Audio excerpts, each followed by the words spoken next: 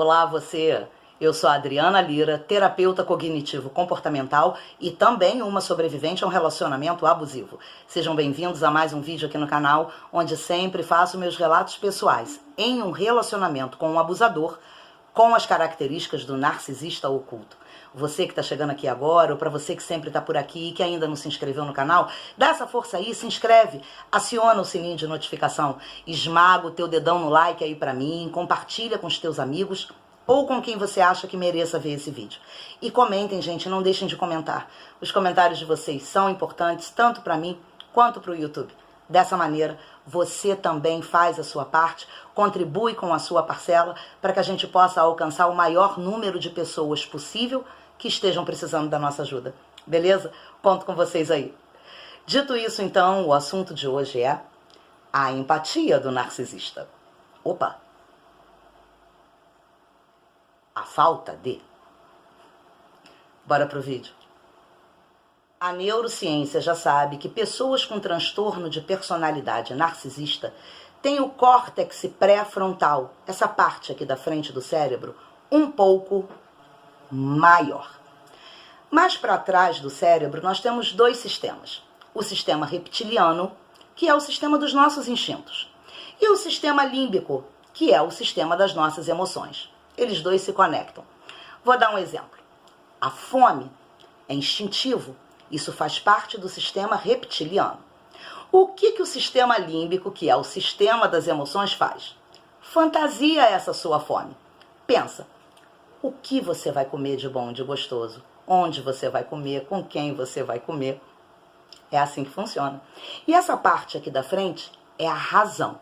É essa parte quem se conecta com isso que está acontecendo aqui atrás, com essa conversação entre o sistema límbico e o sistema reptiliano, e aí a razão vem e diz assim, não, nada disso, para vocês dois aí de brincadeira.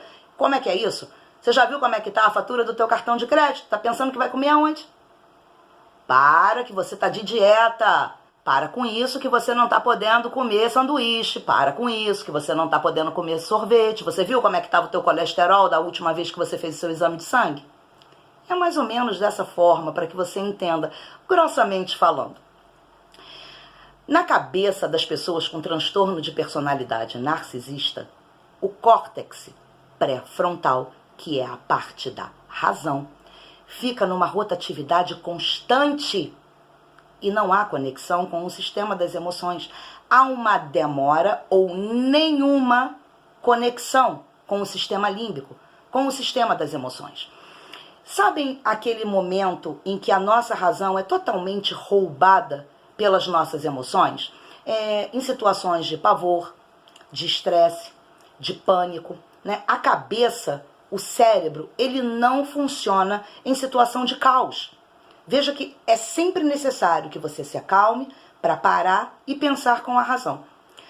Quando esse sistema límbico, o sistema das emoções, é acionado diante de uma situação e principalmente com pessoas que a gente normalmente ama muito, a razão quase nunca funciona. Então não adianta cobrar isso de uma pessoa com transtorno de personalidade narcisista. Entende que não tem cura, não tem tratamento, não tem solução, não tem salvação? Não. Tem. Por quê? Como é que você vai abrir a cabeça de um sujeito, tirar esse córtex pré-frontal diferenciado e colocar um saudável? Não tem como. O que a neurociência ainda não sabe se é o comportamento que altera o cérebro ou se é o cérebro que altera o comportamento. A neurociência ainda está estudando a respeito disso. Então não tentem cobrar, endemonizar, adjetivar, brigar, xingar, cobrar de uma pessoa com transtorno de personalidade narcisista que eles tenham empatia, que eles tenham amor, que eles tenham carinho, que eles se conectem afetivamente com alguém. Não rola, não funciona, não vai. Não, pula fora disso, sai fora. Como eu sempre digo, corre 3 dias e 3 noites para frente sem olhar para trás. Eu vou dar alguns exemplos que eu passei, que eu vivenciei, a respeito da falta de empatia, da falta de consideração, da falta de preocupação. Nós morávamos de favor na casa de um colega, né, de um amigo, e nessa casa ainda estavam construindo a varanda. A casa era construída no alto. Tinha um pedacinho da varanda, mas ela seria maior. E essa parte maior ainda não estava pronta, então os ferros da construção, as ferragens, estavam expostos mais abaixo. Meu filho caiu do velocípede dessa varanda cá embaixo e esses ferros, 3 ferros, entraram na cabeça dele. Eu, naquele momento, fiquei extremamente apavorada, sem saber o que fazer, muito nervosa, né? Essa minha razão foi totalmente roubada pelas emoções, a pena, a dó do meu filho tão pequenininho naquela situação, sangue para todo lado, né? Escorrendo pelo rostinho dele. Eu estava sozinha em casa, a gente tinha um Fusquinha parado na garagem, e aí eu, sem condições inclusive de dirigir, mas era o que me restava, coloquei ele dentro do carro, coloquei uma toalha na cabecinha dele e estava seguindo para um hospital que eu nem sabia onde era direito. E nesse momento em que eu estava saindo, ele estava chegando do trabalho, descendo do ônibus, e aí eu comecei a gritar, né, completamente descompensada, descontrolada, mostrando para ele o que tinha acontecido, e ele veio com muita calma, no controle. Essas pessoas não perdem o controle, elas estão sempre na razão. E o que é estranho e que é importante observar é se esse tipo de coisa acontece com pessoas que normalmente deveriam ser muito amadas, como é a questão de um filho. Então ele observou aquela situação, olhou e disse para mim: passa para trás, no controle, frio. Nenhum músculo da cara se mexeu. Eu passei para trás, fui segurando a toalha no rostinho dele e aí nós fomos para o hospital. Levou 3 pontos, porque foram 3 buracos, né? 1 ponto em cada buraco. Nada. Frio. Uma outra situação foi quando eu vinha descendo do ônibus, voltando do trabalho, eu estava de tamancão, e quando eu desci, eu virei o pé. Começou a inchar, doeu horrores.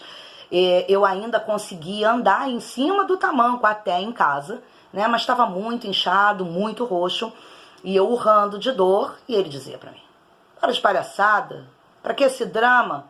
Para que esse teatro todo? Quer colocar uma melancia na cabeça? Quer que eu abra portas, janelas para todo mundo olhar o seu teatro? Ver você em cima do palco?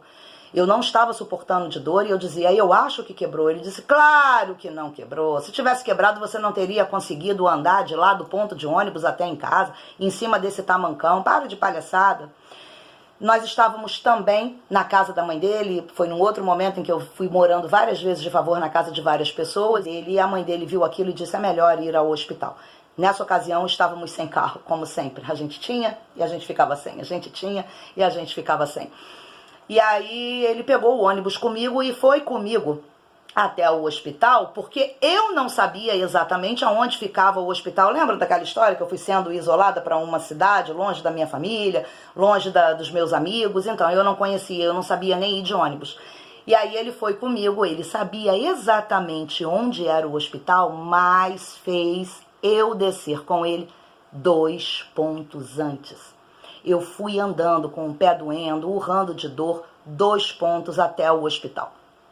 Quando nós chegamos lá, a conclusão era que o 5º metatarso estava quebrado. Aí não dá nem para falar, né? Tá vendo aí? Era palhaçada minha? Olha aí, o pé estava quebrado. E não adianta falar, dá tratamento de silêncio, não responde, te olha com cara de desdém, com cara de nojo, de cima e embaixo. Aí não é com ele. Você está começando a se identificar nessas situações? Pois é. Voltamos para casa porque já vivemos aqui, nessa cidade, os tempos em que naquele dia, à noite, não tinha ortopedista. Eu precisava voltar no dia seguinte, pela manhã, para pegar senha para poder engessar o meu pé. É verdade. Bom, ele disse para mim: você vai ter que ir sozinha, eu tenho que trabalhar. Eu disse: mas como é que eu vou sozinha para o hospital com o pé quebrado? Se vira, Adriana. Se vira, não sei como é que você vai fazer. Ele não pediu dispensa do trabalho. Ele não entrou em contato para dizer: olha, a minha mulher quebrou o pé e eu preciso acompanhá-la até o hospital para que ela possa engessar o pé, porque nós estamos de ônibus, ela não tem nenhuma companhia aqui, e assim foi. A mãe dele ficou em casa, não foi comigo não, tá? Eu fui sozinha no dia seguinte, andando com o pé quebrado até o ponto do ônibus, peguei o ônibus, desci dessa vez na porta do hospital, ok? Engessaram o meu pé. Isso foi de manhã cedo. E depois como é que eu voltava para casa? Com o gesso molhado? Não tinha ninguém. Bom, por fim, lá por 4 e pouca da tarde, arrumaram uma ambulância e me trouxeram de volta. Passei por isso, sem nenhuma empatia, sem nenhuma preocupação. Um outro momento foi quando o Nicolas estava já com 12 anos de idade e ele estava urrando também com muitas dores num dente, e o problema nem era no dente, né? E aí ele com muito amor e com muito carinho, falou: o que é? Pra que é isso? Que palhaçada é essa? O que é que você tá gritando tanto? Deixa eu dar uma olhada nisso daí. Aí abriu a boca do menino com uma certa ignorância, Nicolas conta isso até hoje. E aí foi quando ele observou que tinha uma bolota de pus. E a reação naquele momento foi exatamente essa, assim. Pode estar até doendo, mas também não é pra tanto, não. Precisa desse escândalo, não. Tá igual tua mãe? Tá querendo uma melancia aí no pescoço? Fazendo teatro, escândalo pra todo mundo?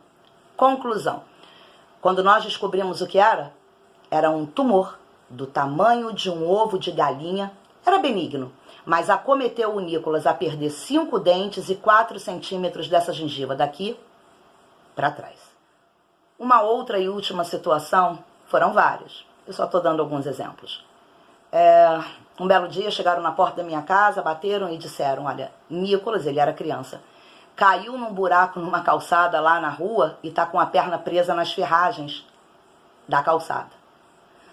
Eu não consegui dar um passo, eu não consegui falar, quase tive um treco, e ele foi lá buscar o menino com muita calma, com muita tranquilidade, andando a passos lentos. Normalmente uma mãe, um pai sai correndo desesperadamente para ir em socorro ao seu filho.